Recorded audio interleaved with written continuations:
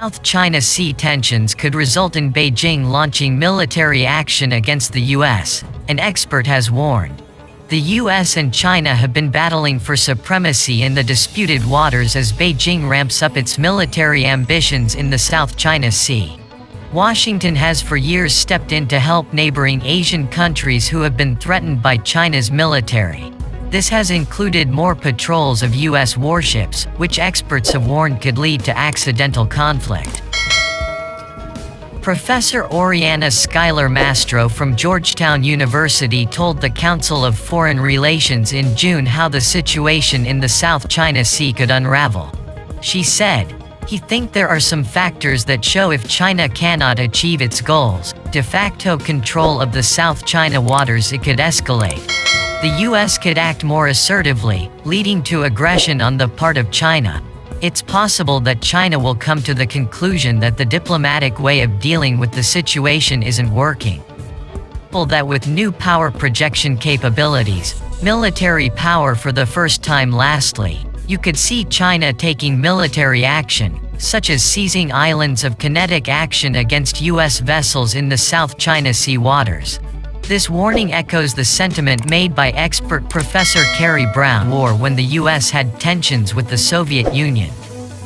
At the moment, dialogue between the US and China military to military is poor. Some people say that it's worse than between the USSR and the US during the Cold War. China has controversially seized control of much of the South China Sea due to its 9-line claim, a demarcation for what the country believes to be its waters. The South China Sea is hotly contested because of its lucrative shipping lanes, capacity for strategic military advantages, and wealth of natural resources such as oil and minerals.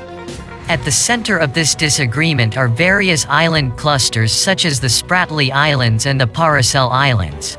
China has had particularly tense relations with Vietnam and the Philippines over islands in the region. Island claims are important because, under UNCLOS or UN Convention on the Law of the Sea negotiated in the 70s and 80s, there are no provisions granting ownership of waters without regard to land-based sovereign rights. Meanwhile, seaplanes set to make a comeback as China threatens the US with its amphibious. During World War II, aircraft carriers played a vital role with rapid deployment around the world, and seaplanes took a backseat. They have braved the glacier-bound coast of Alaska, the lava-strewn shores of the Galapagos. They have challenged the wind-swept Pacific Islands and the fog-bound Gulf of Alaska. Thousands of miles of frowning coastline and of the open sea have been mirrored in their lower wing panels, wrote U.S. Navy Lieutenant Ralph R. Gurley about the PN-12-based platforms.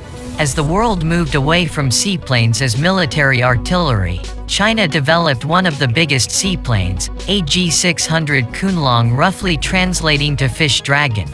It has 4 powerful WJ6 turboprop engines and is 121 feet long and 12 meters high. With a wingspan of 80 meters, it can carry 50 passengers at a maximum speed of 500 kilometers per hour, 310 miles per hour. Designed by China's state-owned company, Aviation Industry Corporation of China or AVIC, AG600 is a multirole aircraft built for special civil operations like forest firefighting, marine rescue, or any other critical emergency rescue missions. It is also the first time that China's aviation industry has developed a special mission large civil air abilities that can efficiently shuttle between the fire site and water source, each time carrying as much as 12 tons and dropping water over an area of 4,000 square meters. AVIC AG600 is designed to operate in complex weather and environmental conditions and can rescue up to 50 people on each mission. It is capable of low-altitude water surface search and anchor for water and maritime rescue missions. As the two global superpowers, the US and China, hotly contest the South China Sea, the development of an amphibious aircraft is a threat that has already been noted by military observers. The Marine Corps is just now getting back to its foundational purpose, amphibious operations, and if the Corps hopes to be a deterrent in the Pacific region, U.S. need to take this development seriously, James Powell, a Marine veteran and former CIA officer, told Popular Mechanics. U.S. need to at least study how capabilities associated with flying boats and seaplanes might hinder our amphibious operations in the region. According to the Military and Security Developments Involving the People's Republic of China 2020 report submitted to Congress, the U.S. Navy is already lagging behind the People's Liberation Army Navy or Plan, which is currently the largest navy in the world. The report said that the People's Republic of China or PRC has an overall battle force of approximately 350 ships and submarines, including over